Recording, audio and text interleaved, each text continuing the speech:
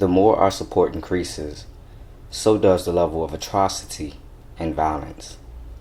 But in the end, we will win.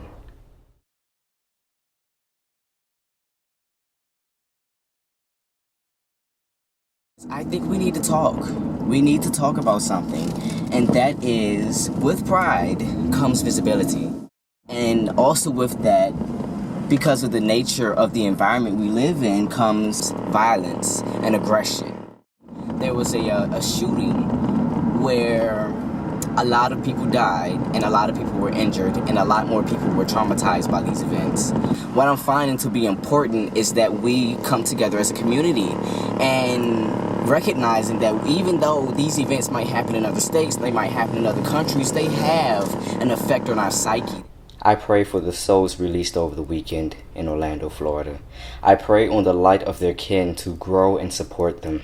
I pray on us as a world community to uphold and uplift them.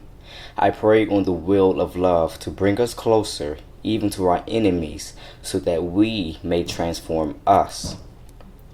On the dirt and the soil, I pray. On the nurturing sunshine, I pray. I pray that our transformation keeps us safe. I pray we remember and allow this remembrance to console us as we make our way. In human and in spirit form, I pray protection for all of us. Remember, you are loved. No matter how you reach your fate, you are protected in love and in light.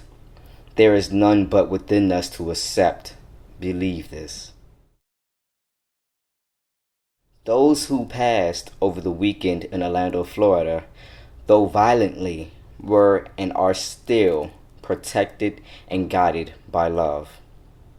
They are shepherded by the light to a higher, more worthy place to be fulfilled in spirit and in mind. Accept your fate and believe cast away all demons of fear by everlasting love. Do not allow their fear to control us. We are of love. Allow that to be our comfort.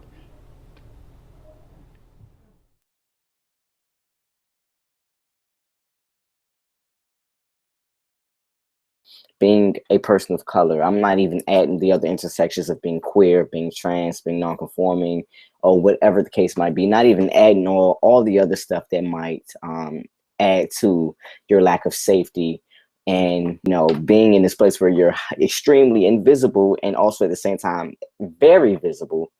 Um, we don't talk enough about what kind of stress and psychological patterns and behaviors and emotional disruptions that it creates.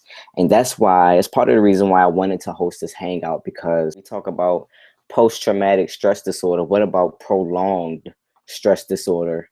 And saying from the perspective of, as a Black person in America and as an African American, from many generations to now, that stress causes disorders. Why is it not understood that being a person of color in a country which constantly over generations seeks to discriminate against you, control where you are able to live, control what you are able to eat, control what you think about yourself, control the media that you are allowed to create, control the way that the masses consume that media, and a lot of it is slanted towards demonizing you and dehumanizing you, and at the same time stealing and reappropriating your intellectual property